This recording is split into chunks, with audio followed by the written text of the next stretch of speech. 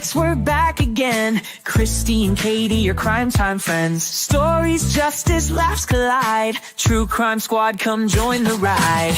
Grab the clues, let's take a stand. For victims' voices, hand in hand. True Crime Squad, it's time to shine. Season 6, your turn, your time. True Crime Squad, where justice meets hilarity. Hey everybody, and welcome to the True Crime Squad. This is Katie Weaver. I'm here with my sister, co-host, and partner in crime, Kristi Brower. Hello. Hello. Hey everybody. How's it going? It is going well. Going very well. We had a very fun weekend. You had quite the surprise, didn't you? I did. I was very surprised on Saturday morning when Katie and our sister Kara called me and told me to get my ass out of bed because I needed to get packed. They were picking me up in an hour. And it turned out that my wife Rhonda and Kara and Katie had planned a super secret little overnight birthday trip for me because this Saturday I turn 50. If you can imagine. I can't. 50 years old. If you can. Yeah. 50. And yeah, I've been doing the kick and stretch thing. If you're old enough to know that reference, you're my people. Anyway, so that was super fun. We went to Jackson Hole, Wyoming, and we went to in Driggs. We went to an awesome whiskey distillery. Oh and, my God, you guys! They had drunken huckleberries. Have you tried them? Yes. They're awful. No, they'll bring me yours. They're fine. Holy They're really shit! Good. They're amazing in a You cocktail. like them? Yeah. I haven't put them in a cocktail yet. I just tasted them with a spoon, and I about. No. You got to put them in a cocktail. They are these good. Are frozen huckleberries in this non-cocktail. Well, there's that. Now, try the drunken ones like in some lemonade. You'll change your mind. Okay. I will try because I just tried them with a spoon and anyway, we had a great time. So much fun. We did. We ate at the Calico, which is this super swanky Italian restaurant. It's one of those restaurants that has like a very small menu, so you know that they probably do what they do very well. And my God, don't they? Holy cow. They do. Katie's going to make fun of me because I'm going to talk about the carrots. They have these super fancy carrots on their side dish menu that are like roasted whole and then glazed in honey and spices. Mm-hmm. And they're from a local farm. Yeah, and they're from a local farm there. And oh my God, they were fantastic. That's all she cared about. It was all about the carrots. It's all that mattered. They were so good. And there were a lot of them too. Mm-hmm. Huge plate of them. Yeah. Yeah. So it was super fun. That was fantastic. I unfortunately, if you notice wrong side. Other side. Right here. This over here. Sorry, everything's just flipped on me. I have shingles. Rude. For my 50th birthday. Does that not say 50? It does. 50 years old. I can scratch and itch. It's rude. It is. It's super rude. Oh, Jill turns 46 tomorrow. That's exciting. Yes. Also, just wanted to say thank you to Stars Good for the super chat and the sweet words. Thank you so much. Appreciate you very much. Yeah. Absolutely. Yeah. So yeah, but yes, we did have a super fun weekend, and then we all came home and died for a while because we did a lot of walking, a lot, and a lot of drinking, Yes. Yeah. Mm-hmm. Well, we went to 2 different places that do tastings. Yeah. And boy, did we taste. We did a lot of tasting. Yeah. There's a way to get a lot of free alcohol, and that's to go to places that do tastings. Not that we didn't buy plenty, but yes. Oh, we did. Definitely, yeah. So I actually, for the first time, bought the premium, like, private reserve whiskey at a distillery. I've never done that before. And, oh my gosh, this is good whiskey. Whoa. Yeah. I bought a bottle of it, too. It's amazing. Yeah. It is very good stuff. Oh, Greg is 64 tomorrow. We got a lot of Sagittarius in the house. Yeah. Congratulations, Greg. Yeah. Yeah. Well, very good. Well, I've got kids trickling home. Mars is already home for Thanksgiving week because I called her and said, I will pay you to come home early and help me with things. So she did. thank God. Now, how did you get around that? Because her dad had decided that he was going to pay her to come home and help her with things. And then you said that after the fact, and I was like, who's going to win this? I think there's going to be some continued jostling. Yeah. However, a lot of our goals are shared goals. So, moreover, everything's going to get done. Yeah. Well, there you go. That's cool. Yeah. Or it'll get as done as it gets. That's how it is. Yeah. Mm-hmm. Right. Double pay. Right. We're getting played is what's actually happening here. That's what I was thinking. She's getting the Wild. double Venmo right there. She probably is. I'll have to double check on that. Yeah, it's worth it, honestly. Alrighty. Well, we thought today we were both looking. I'll tell you in our position with true crime. Sometimes it's very clear. A case comes up that we're like, oh God, we have to drill down on this one. It's really important, and get way into it. And sometimes there's just a lot of stuff that comes across our feed that we're like, yeah, this is something I want to talk about and share, but it's not large enough really for a full segment. And we find ourselves kind of going, what do you do with that? So we'll do a roundup where we grab several cases like that we want to share with you that we don't feel like are big enough for us to give you the whole enchilada. And so that's what we're doing today is a roundup show. But because Kristi has to leave first tonight because she has choir practice, we're going to roll out your 3 cases first, and then I will give you my 3 cases. Mm-hmm. So you are going to kick us off with a DNA for the win. Yes.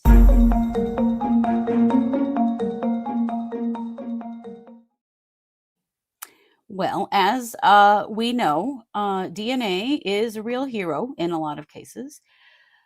But the problem is DNA can only help solve a case if, the actual forensics are done. Let me tell you about this case. This guy right here. Why did I just lose his name? It's Mohamud Bulle.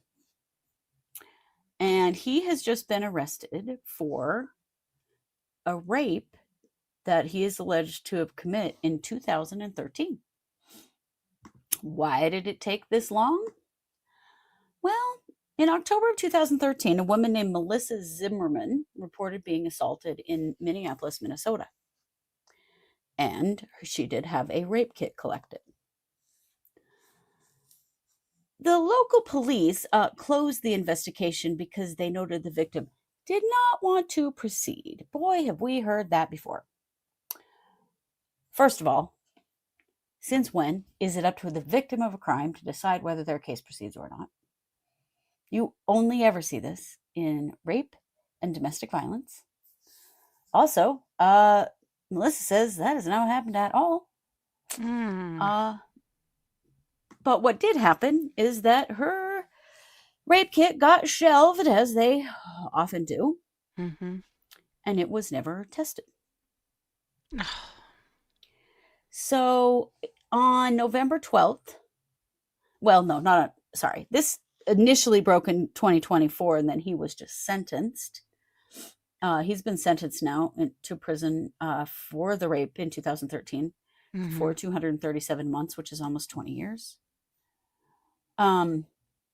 What happened is that finally Minnesota got to testing their backlog of untested sexual assault kits in the same year that this guy was suspected of another crime, and his DNA went into CODIS.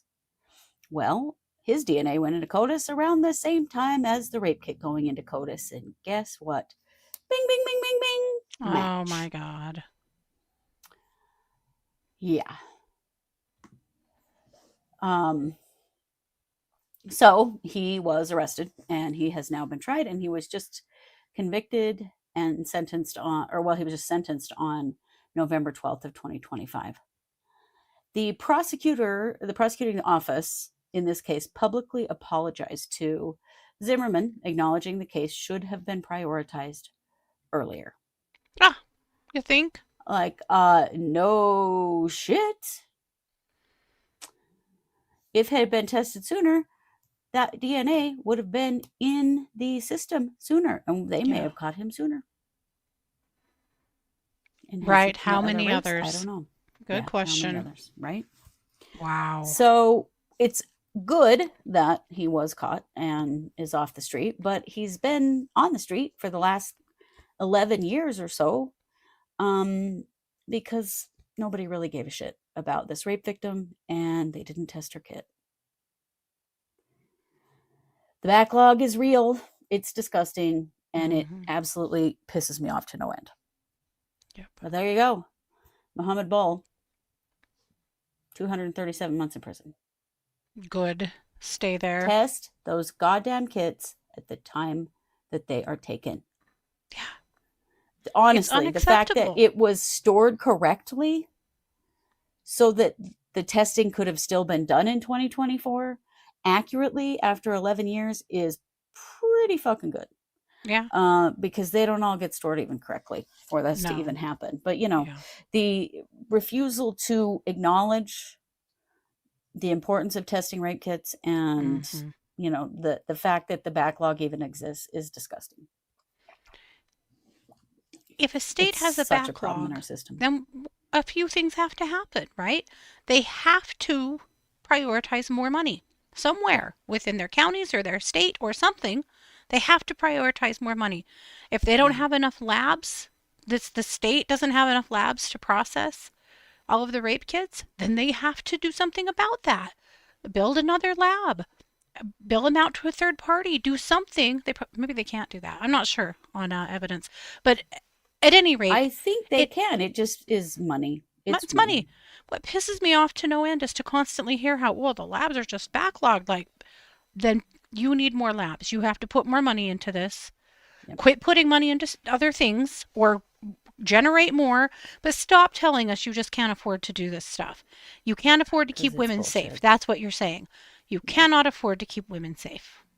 Money gets prioritized for all kinds of other things instead of this. Absolutely. Instead of this.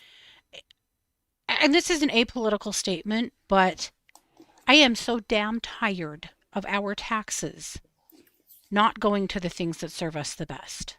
Right. And to me, I want my tax money to pay for rape kits.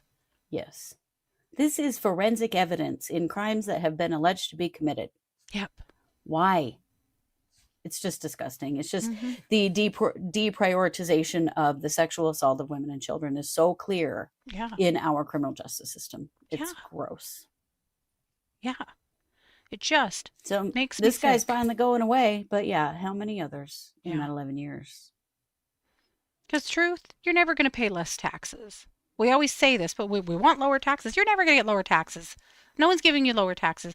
What they're doing is using your money for other things. Why aren't they using it for this? Yes. Why is this not a priority? And why are we letting them get away with it? Exactly. Our state finally made it a priority a few years ago and started clearing their shelves. But you never know what it looks like now, if that was a one-off, Right. Yep.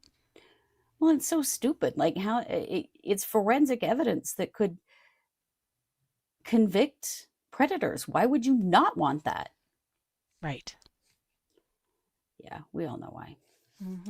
Anyway, I was very pleased about that. Yeah. Yep.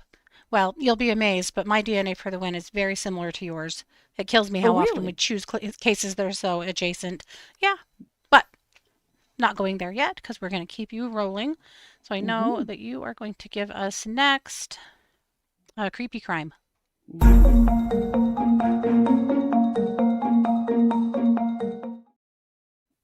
So this is a developing story, and I don't know how much we're going to get to really know about it. But here is what we know happened.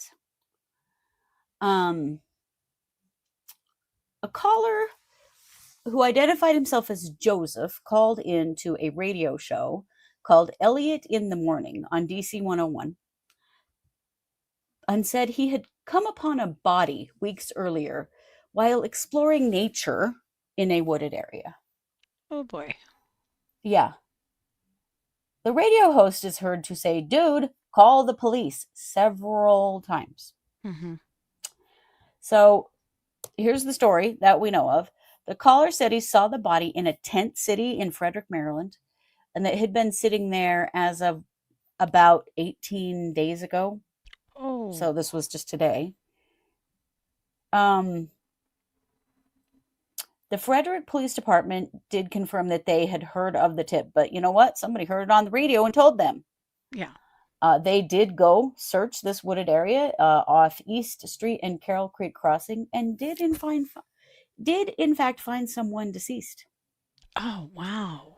Yeah. So the identity of the deceased and cause of death have not been released. We don't know anything really. We don't know if the person that called in actually called the police themselves or not. The police indicated that they had heard it from the radio. Holy cow. When we talk about see something, say something, we yeah. don't mean 18 days later. On But a random radio show. I have a lot of questions. Because what is this person's connection to this body? Right. Did they want this body to be found now rather than 18 days ago? Like, why? Who are they? What was, are they really just somebody who walked by it? I cannot imagine walking by a dead body and not immediately calling the police. Like, come on. Even if you don't stay there where the body is, just say, look, there is a dead person here. So I find it a little sus. Unless you with the person have who a reported warrant, this, or you are strung Right. out, or you're super paranoid, like there's something going on here for Yeah, someone to there's just something else. casually mention 18 days ago I saw a dead body. Also, was it their guilty conscience? Not guilt, maybe that they did anything wrong, except for was that eating at them? And they finally thought maybe the best way to get the word out was call the radio? I don't know. Or Oh, do they in fact know exactly how this person died or who this person is? right. And that this was their way of getting the Mm, word out without really getting their identity out there. Very strange. very, very strange. Wow. Yeah, I don't know. Very weird. But when they went, they did in fact find a body. So we'll see what authorities report from there. That's all we know. But If I they was like, do, yeah. oh, I can yeah, see why if you they think do. we might not get more out of this case. We might not. It might be a natural death. And if it is, we probably won't hear anymore. Well, we probably won't hear anymore unless some local news jumps on it Picks and it up. keeps But you reporting would on think it. the radio station might pick it up and Well, be like, hey, we wanted to okay, give good you an point. update on that super strange phone call we had. So Yeah. hopefully we're going to see something. But oh my God. This was in Maryland. This was kind of in the DC area. The body was actually found in Frederick, Maryland. The radio show is called Elliot in the Morning on DC 101. Yeah. Wow. Well, What that a is weird, something it's just a weird thing to do, I think. really weird. Yeah. Yeah. So maybe we'll hear more. Maybe we won't. I'm really not sure. Mm-hmm. Huh. Wow. All right. Well, I'm going to let you finish us up with a crime news update. Yes.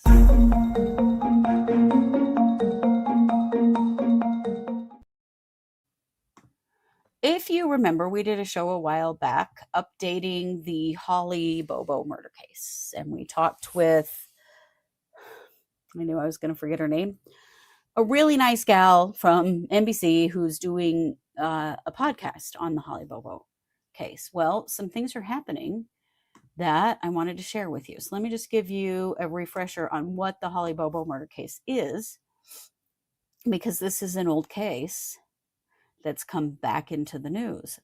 So Holly Bobo, who was a nursing student in Tennessee, she disappeared on April 13th of 2011 from her home. In September of 2014, partial remains of Holly were found in northern Decatur County, and her death was ruled a homicide. She had a gunshot wound to the back of her head. 3 men were charged with her murder: Zach Adams, his brother Dylan Adams, and Jason Autry. Zach went to trial, and Dylan and Jason both took pleas. But in September of 2007, Zach Adams was found guilty of first-degree murder, rape, and kidnapping, and was sentenced to life without parole plus 50 years in this case. But some things are going on now, and there is an ongoing hearing right now for Zach Adams, who is seeking a new trial based on several claims, including Jason Autry recanting his statement. Yeah. So, along with some other things, one is that Adams' former lead attorney, the lead attorney on his murder trial, Jennifer Thompson, admitted in court today that she felt depressed and overwhelmed in his 2017 trial and did not believe that she provided competent representation. What? Yeah. Oh my God. So then we have Jason Autry, who has recanted his testimony, says he made his testimony up, that he just recreated his day and added Holly to it, that his testimony that included Zach Adams was a lie. Oh. Yeah. If you recall, there's no direct DNA linking Zach Adams to Holly Bobo's remains. Right. This trial really hinged on Jason Autry Right. saying that this is what happened. Also, there's an ATM video that apparently was not admitted in the first trial that shows a vehicle that looks like Dylan Adams, Zach's brother, at this ATM, and that it may change the timeline of the case, and that it could in fact affect the outcome.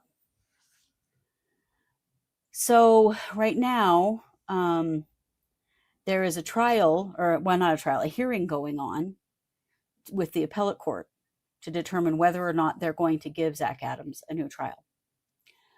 He testified himself, which he did not testify in his trial, and he gave his whereabouts, where he was on the day that Holly disappeared. He says he and his brother and another man were trying to buy drugs, went to a gas station, and allegedly saw multiple police vehicles.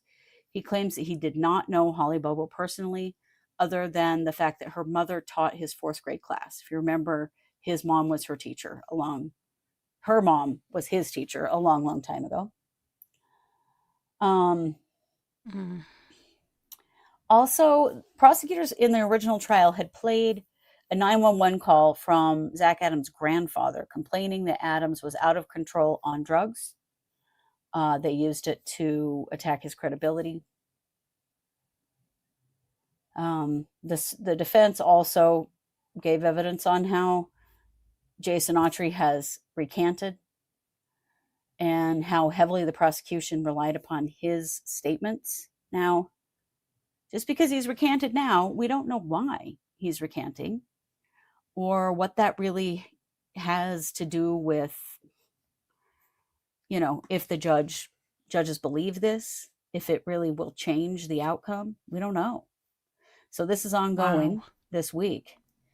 We'll keep an eye on it, but it's pretty wild. I mean, we don't know if they're going to go for this, if this creates serious and substantial doubt as to his guilt. It's a really high bar because this is an appellate court. Judges usually want new evidence rather than just like conflicting testimony to be enough to discount the jury and to consider they might have found a different verdict had they heard what they've got. But the integrity of the original trial is in question at this point. And for this defense attorney to come forward herself, that's got to be a little rough on the old career to do that. Holy cow. I cannot believe this. Yeah. So I don't know. I honestly, I can't predict it. I don't know what's going to happen, but if they don't give him a new trial, it's done. I mean, he'll Right. serve out his time. If they do, that could flip everything upside down. Definitely. Oh, That's pretty Holly's wild. I poor feel family. really feel for Holly's family. This is Yeah, so much for them. I can't imagine. I'm sure that they are just sick. I can only imagine. Yeah. Yeah. So Gosh we dang it. will keep you updated because I don't know what's going to happen, but I imagine by next week we'll know Yeah. what they're going to do. And with that, Katie, am I kicking it over to you for a DNA for the Yeah. win? Yeah.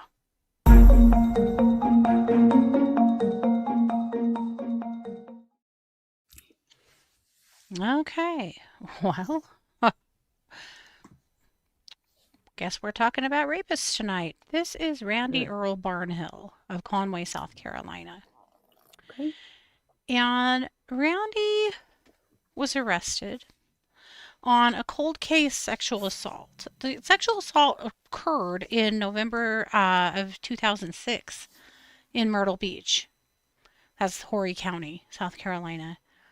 The victim, who's unnamed, was working at an after hours business. And as she was leaving to go home, he accosted her in the parking lot and forced her into a building and violently sexually assaulted her. God.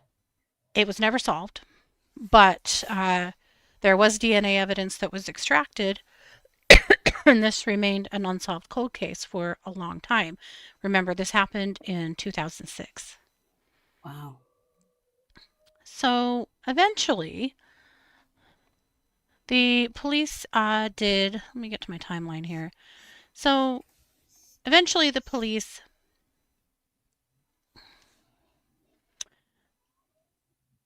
do Othram DNA, the genome sequencing and genealogical work. That was in December of 2020, so 14 years after.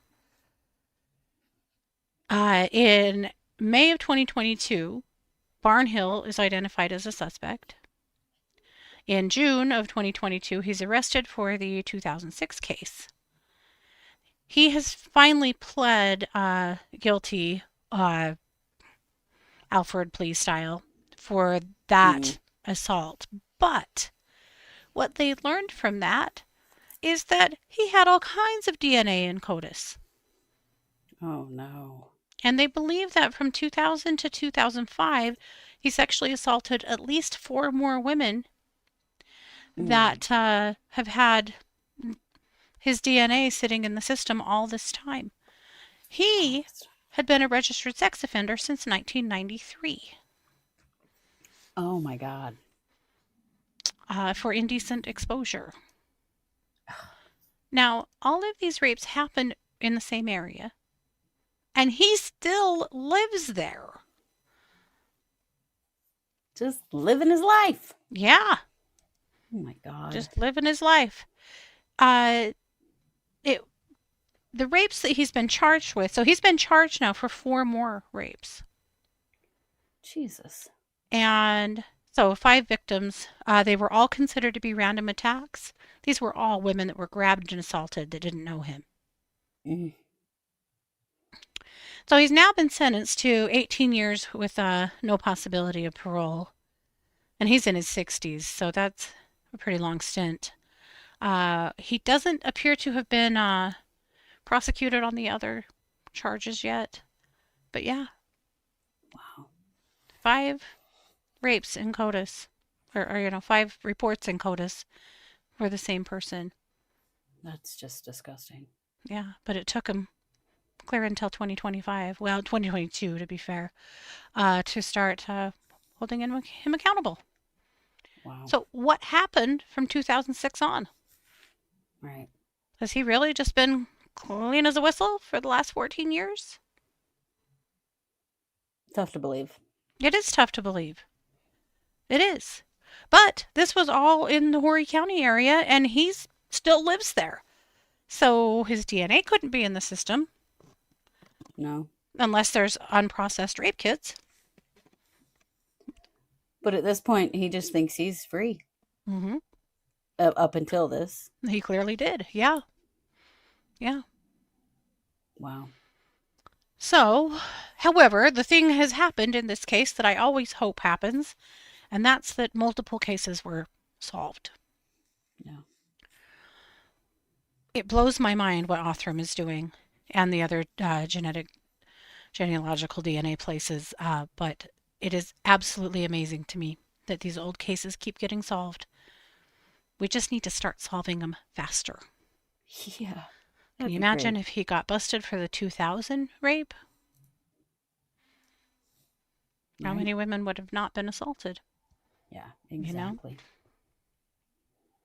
Yeah.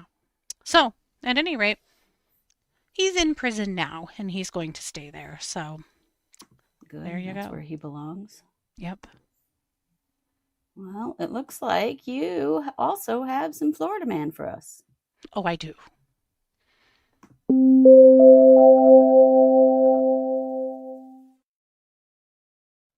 Sheriff Grady strikes again. He's going to tell the story like nobody else can, but you know, if a TikTok challenge makes you decide that you should walk naked down a highway, you don't have to do that challenge. I guess this is the point I'm trying to make. Did you know you don't have to do TikTok challenges? I did know that, as a matter of fact. You can say no. You can refrain. It's okay. Unfortunately, this gentleman did not seem to know that. Thursday morning, I hope you have your favorite cup of coffee. I have mine, and I'm drinking it out of Ops SWAT, okay? This is a production facility for cybersecurity. A fellow by the name of Benny is moving it to Tampa, Central Florida area. Technology to keep all of us safer. I hope they're really, really successful. Good coffee. Yeah, they're having a grand opening this afternoon over in Ybor City, too. That's pretty cool. We're sending reps. All right.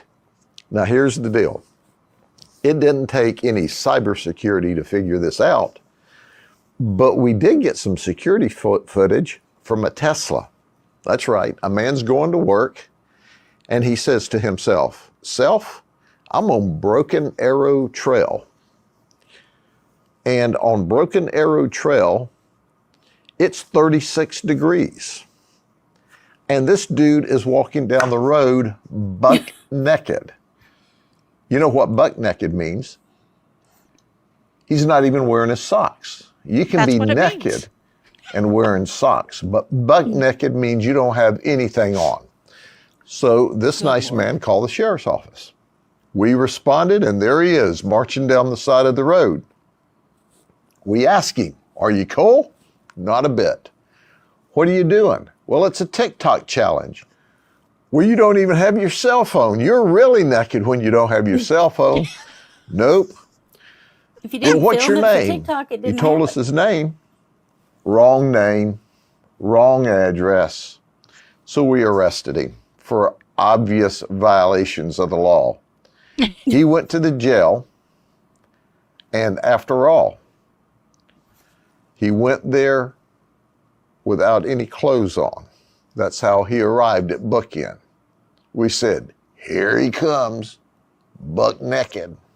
Didn't even take any fancy equipment. Here he comes. Oh, good Lord. Oh, man. What in the what? The poor police that end up having to arrest naked people, sometimes, tackle and subdue naked you gotta people. Put that guy in your car. Uh-huh. It can't be fun. It just They cannot. probably have some paper sheet or something to wrap around them, but still. Ugh. Well, I hope they do. Yeah, but I don't want some right, no ID either. No, because he was buck naked. Jonna. Thank you for the super chat, Jonna, by the way. Oh, yes, thank you. But yeah, no, he was wearing nothing but a smile, as they say. What TikTok challenge would this be? Well, I don't know. The drugs kind, I think. Here. But yeah. How do you do a TikTok challenge if you don't film it and put it on TikTok? Like, that's the whole point. But glad you didn't film it. I mean, honestly. Glad. Thanks for that. Yeah. Yeah. Yeah. Although that guy in the Tesla, he did it for you. He really Well, did. wow. Yeah. Well, I am going to peace out because I got to Okay. go to choir. Well, have fun. I See am y'all going to tomorrow. change. We're going to transition over to the Slenderman situation. It's a crime news update. I'm not going to roll the film. I'll just tell you. It's a crime news update. You probably got the word over the weekend that listen, some people call it Slender Man, some people call it Slenderman. I don't know what. I'm going to say Slenderman because that's what I've been told. But, right, he was not concerned about shrinkage. It's true, Paula. It's very true. He was not a bit cold, as he said. At any rate, you had maybe heard that the Slenderman Stabber had escaped from jail. You may not know what I'm talking about. Maybe you don't. Maybe you're not familiar with this case. So I'm going to back it up a little bit and go back into the case itself. So we're talking about Morgan Geyser. On May 31st, 2014, when Morgan was 12 and her friend Anissa, who was also 12, made a decision that they had to attack another friend named Peyton in order to please a fictional internet character named Slenderman. And that would either appease him or prove his existence. So again, these children are 12. They lured their friend Peyton into the woods and stabbed her 19 times. Morgan Geyser did the stabbing. Anissa Weir was just along, I guess, to witness and to help get the friend into the woods. And then they left her there. So Peyton is a fighter and a survivor. And she managed to drag herself out of the woods with extremely serious injuries and managed to survive. So Geyser and Weir were actually charged as adults. They were only 12 years old, but they were charged as adults. So, and Morgan, of course, was charged with attempted first-degree intentional homicide. Her defense was that she was diagnosed with early-onset schizophrenia or some kind of psychotic spectrum disorder. They had proven that, or had testified that she had been having long-term hallucinations and delusions. It appears that in this case we had two girls that were both having pretty significant mental health challenges that were just gas to a flame. So on November 2017, Morgan entered a plea and was found not guilty by reason of mental disease or defect and was committed to a psychiatric institution. So her sentence was up to 40 years of commitment in a psychiatric hospital or until resolution of her illness. But in January 2025, a judge ordered conditional release planning for her. So she got to go into a supervised group home setting on an ankle monitor.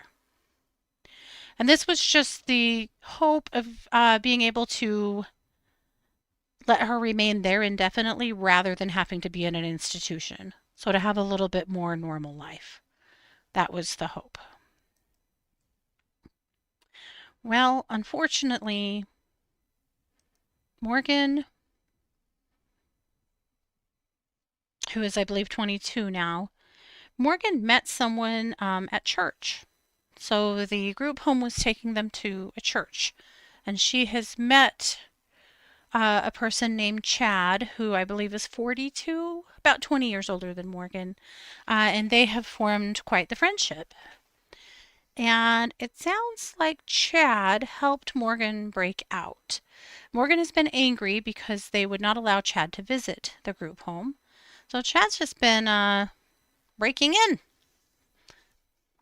climbing up into the second story and climbing into her bedroom and visiting. So somehow along the way, they have made some kind of a plan to flee. So Chad, at least according to Morgan, did cut off her ankle bracelet with scissors, and they took off.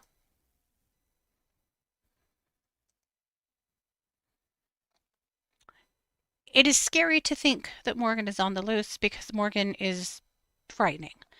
The police, or the prosecutor's office, fought very hard to keep her from leaving the mental institution in the first place.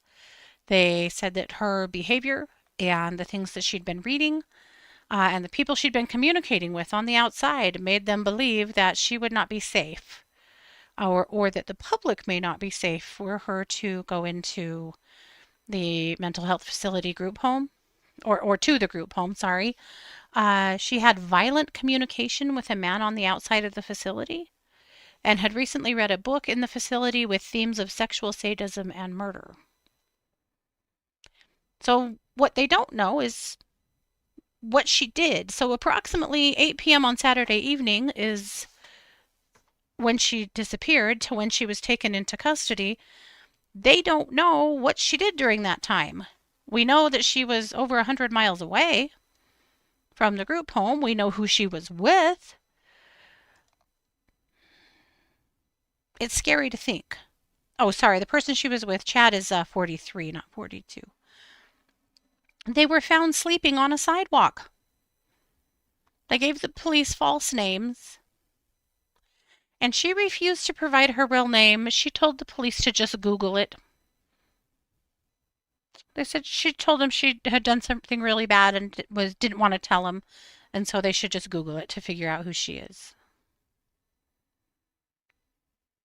So once they knew who she was, they took them both into custody without any kind of incident. So Chad Mecca was charged with criminal trespassing and obstructing identification. And now she, of course, is going to be extradited back, and then they'll have to decide if they can really put her back in to a halfway house, or if she's going to have to just go back into an institution now, or what do they do with her? She continues to be unwell and probably isn't safe to be out in the community. So, yeah, she separated from reality years ago, right, Kristi, for sure. It's an incredibly sad deal. All of it is an incredibly sad deal. Also, how terrifying for the victim and her family to receive the call, hey, by the way, bad news, Morgan's on the loose. They did make sure that, they were secure and safe and took care of them as they should. But that's not the news anybody wants to hear after what Morgan did to poor Peyton. It's a hell of a case. It's a sad, sad situation. But Morgan's mother had put a note out to the press saying, hey, Morgan, if you are getting this, turn yourself in. It's the best thing you can do. And to the public, she was saying, if you see Morgan, please call the police. Please, please, please call the police. Very scary for her family as well. Let's see. Somebody said that her dad had schizophrenia as well. I didn't know that. Yeah. Oh. Pulled myself off the screen. Yeah. Oh, yeah. Chad is super unwell as well. Yes. Yeah. Yeah. Just awful. Right. Well, right. Natasha said, I don't think she should have been allowed in a group home to begin with. Well, clearly you're correct. I'm sure the prosecutor's office right now is like, what did we tell you? This girl's dangerous. And she clearly is. So, at any rate, that's what we know. And I'm glad that they found her quickly and got her back into custody before anything terrible happened. And I'm glad she's safe too. This girl is very, very seriously mentally ill. She clearly isn't safe to be out into the world, but she needs supervision. Clearly a lot of it. So, at any rate, there you go. I'm glad that it didn't take very long to get her back into custody and that nobody was hurt. So that's what we've got. we're going to be back tomorrow at 3 p.m. for our Tuesday show. And then we'll be back Wednesday night at 6 p.m. for case updates. And that's it. That's what we've got for the week. So we won't be here on Thursday because it is Thanksgiving here in the States. So just 3 shows this week. Yep. Right? Yeah. I agree. The judge, Amy said the judge wanted to give her a chance. He's going to get some dirty looks for the next time he runs into the DA, right? Oh, I'm sure he's going, God damn it. I'm sure that happens for judges and prosecutors alike, that they decide to take a chance on something that turns out to be a bad bet. Yeah. But that's what we've got. So, thanks you guys so much for being here. Thanks for joining us. Please like, share, follow, and comment. That helps us very much. We appreciate you so much for being here, and we'll be back tomorrow. This has been yet another production of the True Crime Squad. Take care. Oh, my outro video got removed. Hold on. Keep taking care. See, this is why I'm not usually the producer. Where is my stuff? Here we go.